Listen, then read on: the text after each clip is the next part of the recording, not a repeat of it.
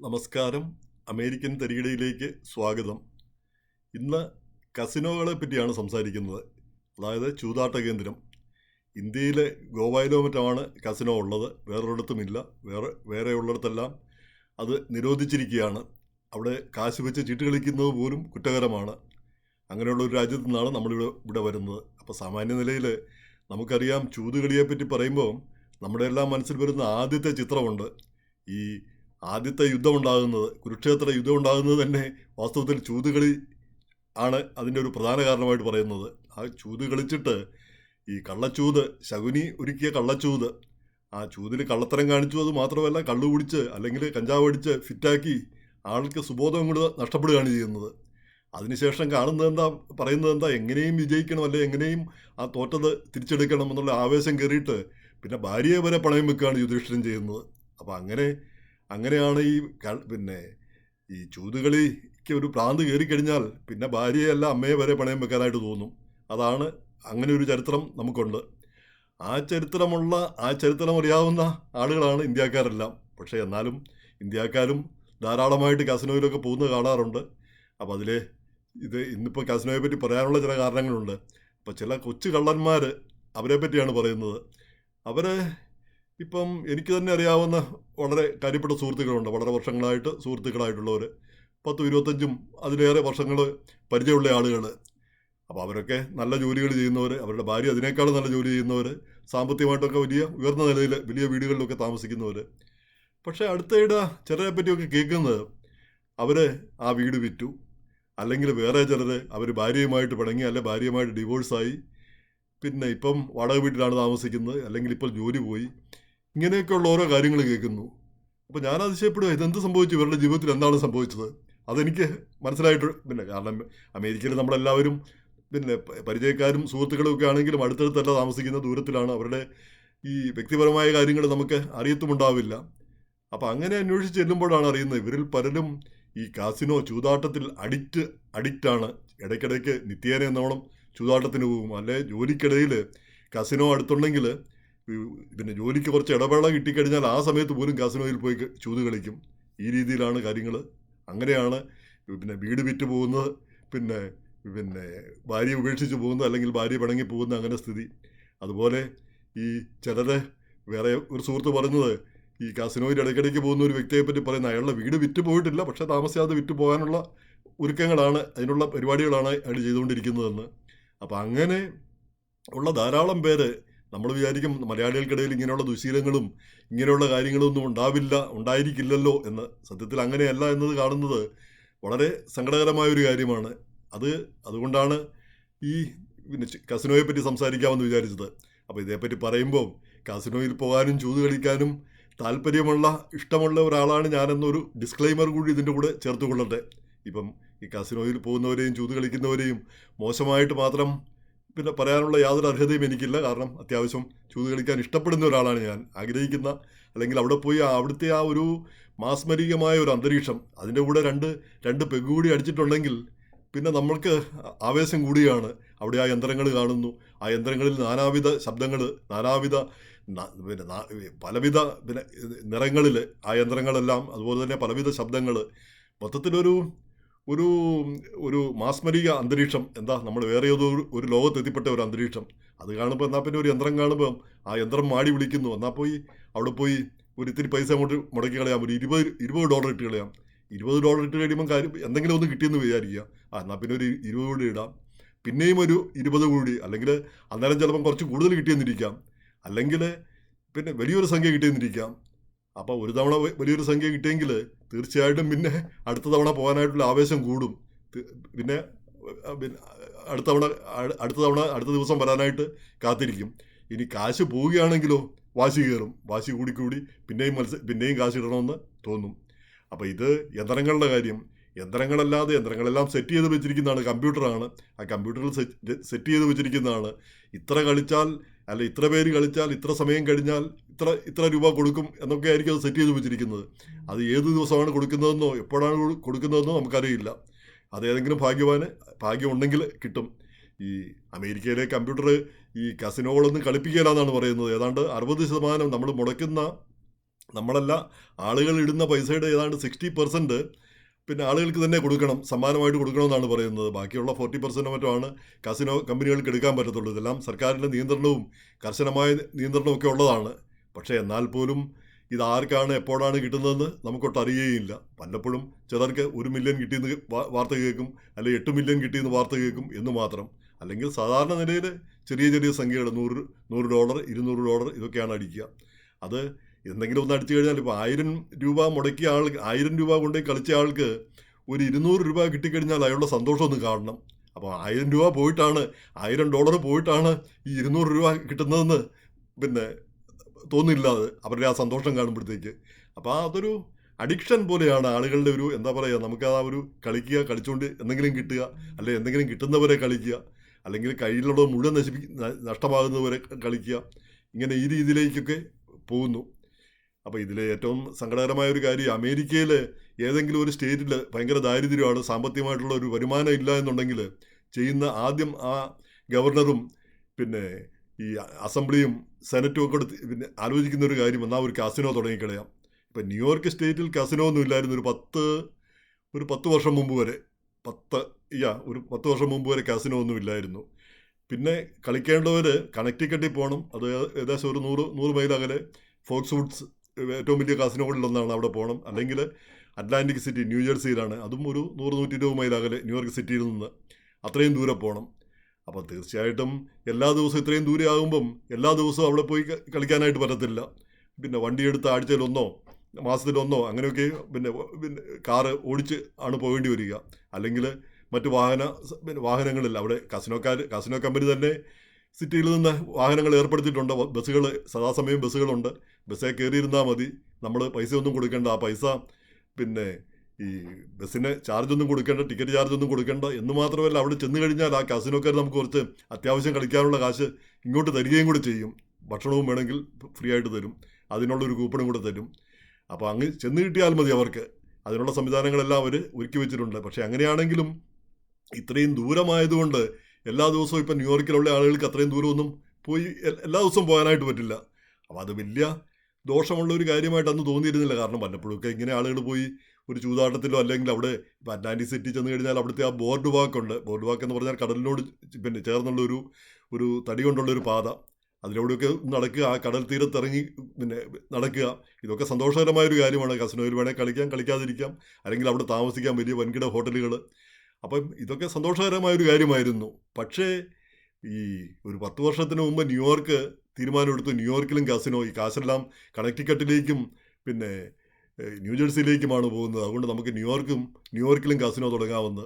ന്യൂയോർക്കിൽ അങ്ങ് പിന്നെ നയാഗ്രയ്ക്കടുത്തോ, അല്ലെങ്കിൽ അങ്ങ് പിന്നെ പിന്നെ മൗണ്ടൻസിൻ്റെ മുകളിലോ എവിടെയെങ്കിലും കൊണ്ടുപോയി വെച്ചാൽ തിരക്കേടില്ല. ഇതിപ്പം ന്യൂയോർക്ക് സിറ്റിയിൽ തന്നെ ഇപ്പോൾ ഒരെണ്ണമുണ്ട്, സിറ്റിക്കകത്ത് തന്നെ. സിറ്റിയോട് തൊട്ട് യോങ്കേഴ്സിൽ പിന്നെ മറ്റൊരെണ്ണമുണ്ട്. അപ്പോൾ ഈ യോങ്കേഴ്സിലെയൊക്കെ അത് ഞാനൊക്കെ താമസിക്കുന്നതിനടുത്തായിട്ട്. അപ്പോൾ ഈ യോങ്കേഴ്സിലെ കാസിനോയിൽ ചെല്ലുമ്പോൾ കാണാം, ബ്രോങ്സ് എന്ന് പറഞ്ഞാൽ കൂടുതലും ആഫ്രിക്കൻ അമേരിക്കൻസ് താമസിക്കുന്ന ഒരു കൗണ്ടിയാണ്. ഈ ആളുകൾ ഈ പിന്നെ ഇങ്ങോട്ട് വരുന്നു. ഈ പ്രത്യേകിച്ച് അവിടുന്ന് നമുക്കറിയാം, അവരെ കാണുമ്പോൾ തന്നെ അവരുടെ ആ സ്റ്റാൻഡേർഡും, സാധാരണക്കാരായ ആളുകൾ ജോലി കഴിഞ്ഞ് കിട്ടുന്ന കാശുകൾ, ആ കാശ് കൊണ്ടുവന്ന് ഇവിടെ നേർച്ചയിടുന്ന പോലെ ഇവിടെ വന്ന് ഏതെങ്കിലും യന്ത്രത്തിൽ കളിക്കും, അല്ലെങ്കിൽ എന്തെങ്കിലും കളിച്ച് തിരിച്ച് ആ കാശ് അരമണിക്കൂർ കൊണ്ട് ആ കാശ് തീരും, തിരിച്ചു പോകും. അപ്പോൾ ഇങ്ങനെ ഒരു നേർച്ച ഇടുന്ന രീതിയിലാണ് പലപ്പോഴും പിന്നെ കാണാറുള്ളത്. ആ സാധാരണക്കാരെ പ്രലോഭിപ്പിക്കുന്ന ഒരു പരിപാടിയായിട്ട് അത് മാറിയിരിക്കുന്നു. ഇങ്ങനെ ഈ സാധാരണക്കാർ താമസിക്കുന്ന സ്ഥലത്ത് ഈ കാസിനോയൊക്കെ കൊണ്ടുപോയി വെക്കുക എന്ന് പറഞ്ഞാൽ അതിപ്പരം ഒരു ചതി, വാസ്തവം പറഞ്ഞാൽ ചെയ്യാനില്ല. ആ ചതി സമൂഹത്തോട് ചെയ്യാവുന്ന ഏറ്റവും വലിയൊരു ചതികളിൽ ഒന്നാണ് ഈ സർക്കാർ ഒക്കെ ചെയ്യുന്നത്. സർക്കാരിന് അതിൽ നിന്ന് കുറച്ച് വരുമാനം കിട്ടുമായിരിക്കും, പക്ഷേ എത്ര പേരുടെ ജീവിതമാണ് അവിടെ നശിച്ചു പോകുന്നതെന്നുള്ളത് സർക്കാരോട്ട് കണക്കാക്കുന്നുമില്ല. നമ്മളെപ്പോഴും പറയും, പിന്നെ നിങ്ങൾക്ക് ഫ്രീ ബില്ലുണ്ട്, നിങ്ങൾക്ക് ഇഷ്ടമുണ്ടേ പോയാൽ മതി. അത് ശരി തന്നെയാണ്, ഇഷ്ടമുണ്ടെങ്കിൽ പോയാൽ മതി എന്ന് പറഞ്ഞാൽ ഇങ്ങനെയുള്ള സാഹചര്യം ഒരുക്കുമ്പോഴാണ് നമുക്കിഷ്ടം തോന്നുന്നതും. ഈ പിന്നെ അമേരിക്കയിൽ മുക്കിലും മൂലയിലും മദ്യഷാപ്പുണ്ട്, എന്ന് കയറി നമ്മളാരും കയറി മദ്യം കഴിക്കാറില്ല. പക്ഷേ ഈ പിന്നെ കേരളത്തിൽ അങ്ങനെ ഇല്ല. അങ്ങനെ വന്നതുകൊണ്ട് തെറ്റില്ല എന്നാണ് നമ്മൾ പിന്നെ ഇവിടെ ഇരിക്കുമ്പോൾ തോന്നാറുമുള്ളത്. പക്ഷേ അമിതമായിട്ടുള്ള സാഹചര്യം ഒരുക്കുമ്പോൾ അത് ഉപയോഗപ്പെടുത്താനായിട്ട് കുറേ പേർക്കെങ്കിലും താല്പര്യം തോന്നുന്നു. അതാണ് ഈ പിന്നെ ചൂതുകളിയുടെ കാര്യത്തിലും നടക്കുന്നത്. എല്ലാവരും അതിന് വശംവദരാകുമെന്ന് തോന്നുന്നില്ല, പക്ഷേ കുറേ പേര് അതിന് വശംവദരായി പോവുക, അവരുടെ ജീവിതം തകരുന്ന ഒരവസ്ഥ വരികയും ചെയ്യും. അപ്പോൾ ഈ ചൂതുകളി പറയുമ്പോൾ നമ്മൾ യന്ത്രങ്ങളെ പറ്റി പറയുന്നു. യന്ത്രങ്ങളെല്ലാം സെറ്റ് ചെയ്ത് വെച്ചിരിക്കുന്ന യന്ത്രങ്ങളാണ്. അതല്ലാതെ പിന്നെ മറ്റു തരം കളികൾ, പിന്നെ റൂളറ്റ്, മറ്റേ ക്രാപ്പ്, പിന്നെ ചീട്ടുകളി, അങ്ങനെ നാലാതരം കളികൾ, ഇതൊന്നും എനിക്ക് വശമില്ലാത്ത കാര്യങ്ങളാണ് അതിനെപ്പറ്റി പറയാനായിട്ട്. അപ്പോൾ അതൊക്കെ വലിയ തുകകൾ കളിക്കുന്ന ആളുകൾ ആണ് പിന്നെ അവിടെയൊക്കെ കൂടുതലായിട്ടും കളിക്കുന്നത്. അപ്പോൾ ഈ കളിക്കുന്ന ആളുകൾക്ക് നമുക്കറിയാം, അവർക്കൊരു പോയിന്റ് കൊടുക്കും. അവർ ഇത്ര കളിച്ചാൽ ഓരോ ദിവസം ആ പോയിന്റ് നമുക്ക് കിട്ടും. അതനുസരിച്ച് നമുക്ക് വല്ല റിട്ടേൺസും കിട്ടും. ഭക്ഷണത്തിന് കൂപ്പൺ കിട്ടും, അല്ലെങ്കിൽ മദ്യം, പിന്നെ അവരുടെ ലൗഞ്ചിൽ കയറാൻ ഫ്രീ ആയിട്ട് മദ്യവും ഭക്ഷണമൊക്കെ കിട്ടും, അല്ലെങ്കിൽ അവിടെ താമസിക്കാനായിട്ടുള്ള മുറി കിട്ടും. അപ്പോൾ കൂടുതൽ പണം മുടക്കിയാൽ കൂടുതൽ ആനുകൂല്യങ്ങൾ ഇങ്ങോട്ട് കിട്ടുകയും ചെയ്യും. അത് കിട്ടാൻ വേണ്ടിയിട്ട് കൂടുതൽ കളിക്കുന്ന ആളുകളുമുണ്ട്. ഇനിയിപ്പോൾ ചിലർ 2-3 മില്യൺ ഡോളറൊക്കെ കൊണ്ടുവന്ന് കളിക്കുന്ന ചിലരുണ്ട്. അത് ഏറ്റവും നല്ലത് ഒരു കേസ് കണ്ടത്, ഏതോ ഒരു സ്ത്രീ 3 ദിവസം അടുപ്പിച്ച് ഇരുന്ന് ഒരു യന്ത്രത്തിൻ്റെ ഏതോ ചീട്ടുകളിയാണെന്ന് തോന്നുന്നു അവിടെ ഇരുന്ന് കളിച്ചു. 3 ദിവസം അടുപ്പിച്ച് ഏതാണ്ട് 2 മില്യനോ അതിൽ കൂടുതലേറെ പിന്നെ ഡോളർ അവർക്ക് നഷ്ടം വന്നു, അവരുടെ കയ്യിൽ നിന്ന് പോയി. അപ്പോൾ അവർ ഇടയ്ക്ക് എണീക്കുമ്പോൾ ആരെയെങ്കിലും ഏൽപ്പിച്ചിട്ടാണ് പോകുന്നത്. അവിടെ ഇരിക്കാൻ വേറെ ആരെയും ഇരുത്തരുത്, അവർക്ക് തന്നെ വന്നിരിക്കണം. അതിന് വേണ്ടിയിട്ട് അവർ ഇങ്ങനെ എണീറ്റ് പോകും. ബാത്റൂമിലോ വല്ലതും പോകുമ്പം ഭക്ഷണം പോലും കഴിക്കാതെ ആ 3 ദിവസം ഇരുന്ന് പിന്നെ കളിച്ച് ഈ കാശെല്ലാം കളഞ്ഞു.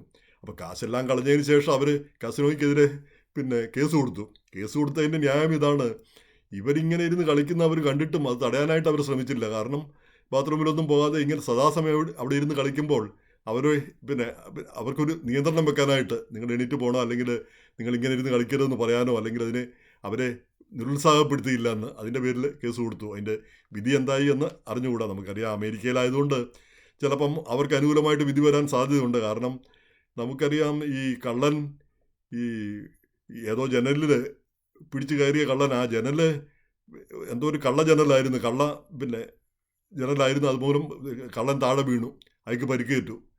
അപ്പോൾ കള്ളൻ കേസ് കൊടുത്തതെന്താണെന്ന് വെച്ചാൽ, അങ്ങനെ ഒരു വ്യാജ പിന്നെ ജനൽ അവിടെ വെച്ചതുകൊണ്ട് അയാൾ വീണ് പരിക്കേറ്റു, അയാൾക്ക് നഷ്ടപരിഹാരം വേണം.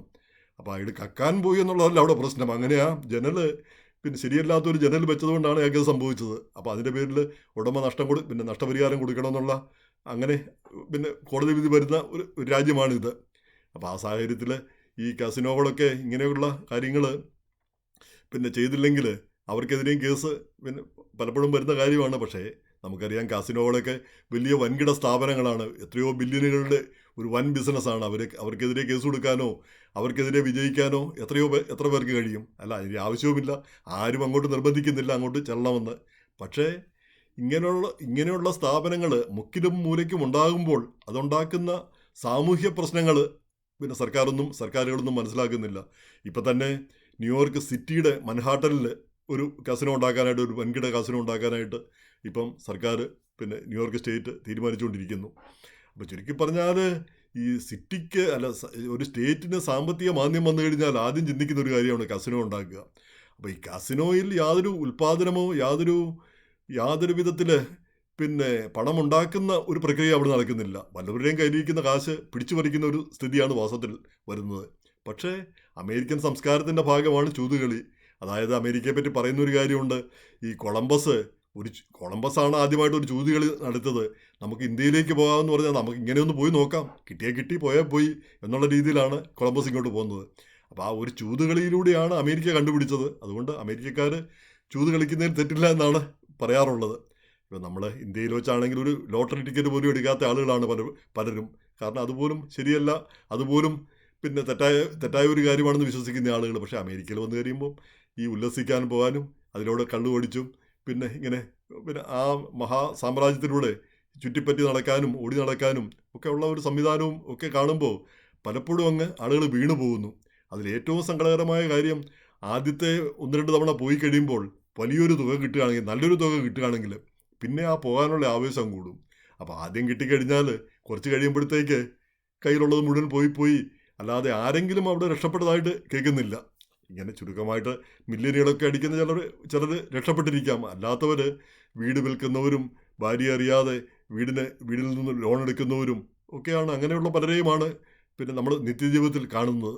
അപ്പോൾ സങ്കടകരമായൊരു കാര്യമാണ്, നമ്മൾ ശ്രദ്ധിക്കേണ്ട ഒരു കാര്യമാണ് ഈ അമിതമായിട്ട് കാസിനോയിൽ. പറയേണ്ട മറ്റൊരു കാര്യം എന്താണെന്ന് വെച്ചാൽ, ഈ ആണുങ്ങൾ മാത്രമാണ് ഈ ചൂതുകളി ഇപ്പോൾ ചീട്ട് കളിക്കും ചൂതുകളിക്കും ഒക്കെ പോകുന്നുള്ള ഒരു തെറ്റായ ധാരണയുണ്ട്. പെണ്ണുങ്ങൾ അതിനേക്കാൾ താല്പര്യത്തോടുകൂടി പോയി ഇരുന്ന് കളിക്കുന്നവർ, കാശ് കളയുന്നവർ ധാരാളമായിട്ട് കാണാറുണ്ട്. അതിൻ്റെ പ്രധാന കാരണം സ്ത്രീകൾക്കും വരുമാനമുണ്ട്. അവർക്ക് ആരോടും കാശ് ചോദിക്കേണ്ടതില്ല. അവരുടെ സ്വന്തം കാശ് എടുത്തിട്ട് കളിക്കുന്നതിന് ആരോടും ഒന്നും കണക്ക് പറയേണ്ടതുമില്ല. അപ്പോൾ ആ ഒരു അവസ്ഥയുമുണ്ട്. പിന്നെ ഭാര്യയും ഭർത്താവും ഒക്കെ ഒരുമിച്ച് പോയിരുന്ന് ചൂത് കളിക്കുകയും കാശ് കളയുകയും ഒക്കെ ചെയ്യുന്നത് കാണാറുണ്ട്. അപ്പോൾ ഒരു നിയന്ത്രണം നമ്മുടെ സമൂഹത്തിൽ ഉണ്ടാവേണ്ടത് ആവശ്യമാണ്. ആളുകൾ തന്നെ ഒരു അവയർനെസ്. ഇപ്പോൾ ആരും നിർബന്ധിക്കുന്നില്ല, ആരും പറയുന്നില്ല പിന്നെ പിന്നെ പോകണമെന്ന് എന്ന് കരുതി പോകാതിരിക്കണമെന്നുമില്ല. പക്ഷേ ഒരു ഒരു നിയന്ത്രണം, ഒരു പരിധിക്കപ്പുറം പോകാതിരിക്കാനായിട്ട്. കാരണം ഇതൊരിക്കലും നമുക്ക് അനുകൂലമായിരിക്കുകയില്ല. നമുക്ക് തരാൻ വേണ്ടിയിട്ടല്ല അവിടെ കസിനോകൾ ഇരിക്കുന്നത്. ഇനി ആർക്കെങ്കിലും വല്ലപ്പോഴും കിട്ടിയെന്നിരിക്കാം, കിട്ടിയില്ല എന്നിരിക്കാം. ഇപ്പം ഈ കുതിരപ്പന്തയം തന്നെ പിന്നെ ഈ ഒരു മലയാളി ഡോക്ടറും 2 മലയാളി ഡോക്ടർമാർ, ഭാര്യാഭർത്താക്കന്മാർ ഫ്ലോറിഡയിലുള്ളത്, അവർക്കിടയ്ക്ക് ഒരു മില്യനൊക്കെ അടിച്ചത് പിന്നെ കണ്ടു. പക്ഷേ പിന്നെ അന്ന് അദ്ദേഹത്തോട് സംസാരിച്ചപ്പോൾ അദ്ദേഹം പറയുന്നത് പൊതുവിൽ നഷ്ടമാണ്, പക്ഷേ ഇതിങ്ങനെ കിട്ടുകയും പോവുകയും ഒക്കെ ചെയ്തുകൊണ്ടിരിക്കും. പിന്നെ അതൊരു പാഷനായിട്ട് അങ്ങ് മാറിപ്പോവും ഈ ഇങ്ങനെയുള്ള കാര്യങ്ങളിലേക്ക്. ഈ കുതിരപ്പന്തയം അല്ലെങ്കിൽ ലോട്ടോ പിന്നെ അല്ലെങ്കിൽ ഇതുപോലുള്ള കാര്യങ്ങൾ, പിന്നെ കാസിനോ, ഇതിലൊക്കെ ചെന്ന് ചാടിക്കഴിഞ്ഞാൽ. പക്ഷേ കാസിനോയൊക്കെ ഒന്ന് കാണേണ്ടത് തന്നെയാണ്. ഒരു വിചിത്ര ലോകമാണ്, ഒരു അത്ഭുത ലോകമാണ് അത് വാസ്തവത്തിൽ. ഈ പ്രത്യേകിച്ച് നാട്ടിൽ നിന്നൊക്കെ വരുന്നവർക്ക് അതൊരു അതിശയകരമായൊരു ലോകമായിട്ട് ആദ്യം തോന്നും. പക്ഷേ അത് ഒടുവിൽ നമ്മളെ തന്നെ വിഴുങ്ങുന്ന ഒരവസ്ഥ ഉണ്ടാകാതിരിക്കാൻ ശ്രദ്ധിക്കേണ്ടതാണ്. പ്രത്യേകിച്ച് കൂട്ടുകൂടിയൊക്കെ പോകുന്നവരും ഈ മറ്റ് സുഹൃത്തുക്കളും പിന്നെ ബന്ധുമിത്രാദികളുമൊക്കെ ഒരു ശ്രദ്ധ ചെലുത്തേണ്ടത് എപ്പോഴും നല്ലതാണെന്ന് എനിക്ക് തോന്നുന്നു. ഇത്രയുമാണ് ഇന്നത്തെ തരികിടയിൽ. മറ്റൊരു വിഷയവുമായി അടുത്ത ദിവസം സന്ധിക്കാം. ഈ ഷോ കാണുന്ന എല്ലാവർക്കും നന്ദി. നിങ്ങളുടെ അഭിപ്രായങ്ങളും എതിരഭിപ്രായങ്ങളും അറിയിക്കുക. editor@eമലയാളി.com. ഒരിക്കൽ കൂടി എല്ലാവർക്കും നന്ദി.